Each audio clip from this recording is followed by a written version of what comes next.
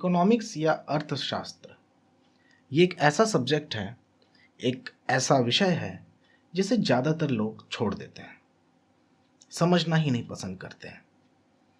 हाँ, अगर आप कॉमर्स के स्टूडेंट हैं तो डेफिनेटली आपको इसे पढ़ना पड़ेगा, लेकिन जो बाकी स्टूडेंट्स हैं, बाकी जो छात्र होते हैं वो इसे पूरी तरह से छोड़ देते हैं, या फिर तभी पढ़ते हैं जब उनको ये किसी एग्ज़ामिनेशन में काम आता है, जैसे यूपीएससी हो गया, स्टेट पीएससी हो गया, कोई और गवर्नमेंट का एग्ज़ाम हो गया, उस टाइम ही ध्यान दिया जाता है। लेकिन देखा जाए तो ये एक ऐसा सब्जेक्ट है जो हर एक इंसान को, हर एक भारतीय को जानना जरूरी है।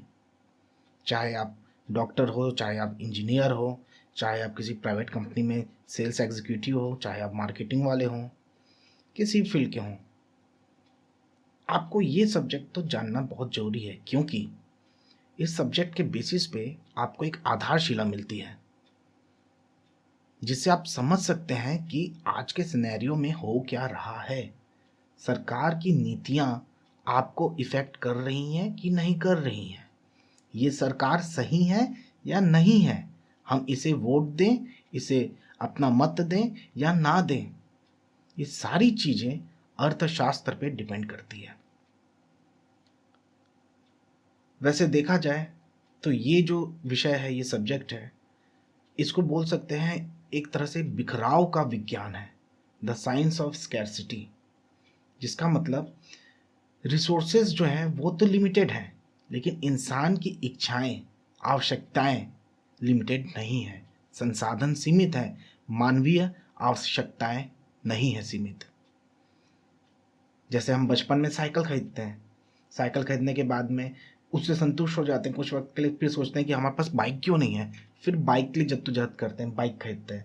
बाइक के बाद में फिर लगता है कि कार चाहिए, कार ले लेते हैं। कार के बाद लगता है कि अरे इससे और अच्छी स्पोर्ट्स कार होनी चाहिए। तो इसी जद्दोजहद में निकल जाती है ज़िंदगी।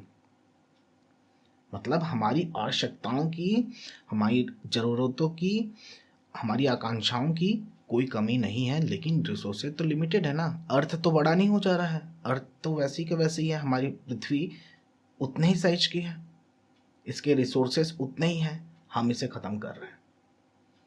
तो यही जो हम ख़त्म कर रहे हैं, जिस तरह से हम पृथ्वी के रिसोर्सेज को ख़त्म कर रहे हैं, कम करते जा रहे हैं, और उसको कम करके कहाँ लगा रहे हैं, उससे क्या चीज़ें जनरेट हो रही हैं, हम जो खर्च कर रहे हैं, उसी के सिद्धांत को, उसी के साइंस को हम इकोनॉमिक्स कहते हैं। मतलब ये विज्ञान की वो शाखा है जो मानव जाति की आर्थिक गतिविधियों का अध्ययन करती है। आर्थिक रूप से एक इंसान क्या कर रहा है, एक इंसान का समूह क्या कर रहा है। कई इंसानों का समूह को ही तो हम एक देश बोलते हैं। एक एरिया डिवाइड हो गया, उस एरिया के अंदर में जितने लोग रह रहे हैं, जितने लोग उस एरिया के अंदर में सिटीजन्स हैं, उन लोग जो कार्य कर रहे हैं, उन लोग जो आर्थिक गतिविधियां कर रहे हैं, बेच रहे हैं, खरीद रहे हैं, बाहर जा रहे हैं, टूरिज्म की अपॉर्चुनिटीज़ ला रहे हैं या लेके जा रहे हैं, तो ये सारी चीज़ें जो हैं आपकी आर्थिक गतिविधियों में आता है, इंसानों के, उस पर्टिकुलर कंट्री के।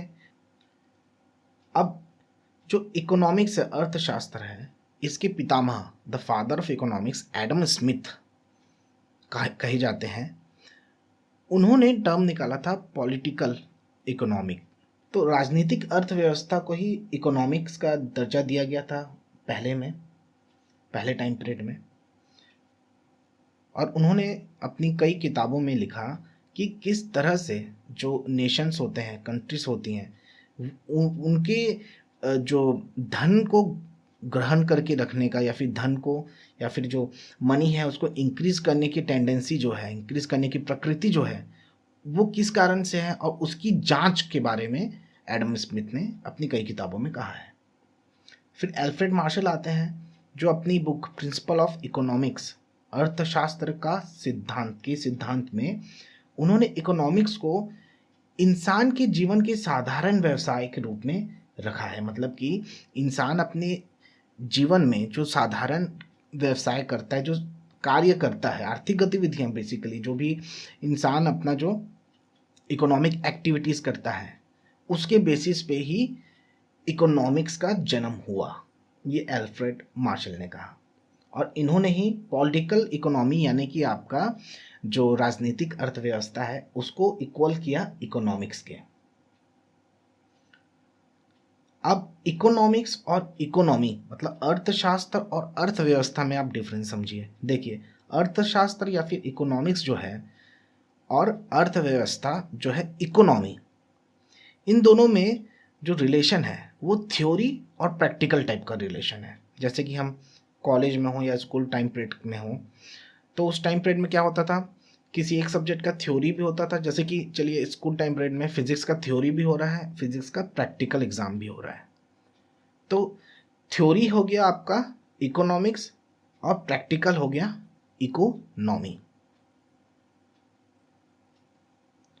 तो इस कोर्स में तो हम पढ़ेंगे भारत की इकोनॉमी के बारे में, भारत की अर्थव्यवस्था के बारे में।